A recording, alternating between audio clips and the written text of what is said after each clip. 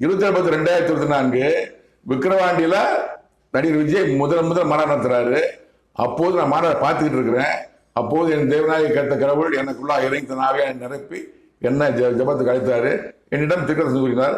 அந்த திருக்கதர்சனத்தை உலக ஜனங்கள் தெரிந்து கொள்ள நான் கூறுகிறேன்.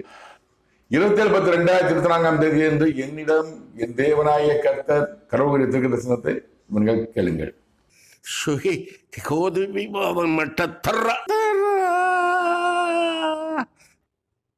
நடிகன் ஒருவன் அரசியல்வாதி வேடம் தரிக்கிறான். அவன் வேடம் நிலைக்காது.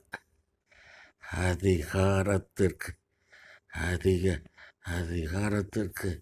வர நினைக்கிற அவன் எண்ணம் நிறைவேறாது. அரசியலிலே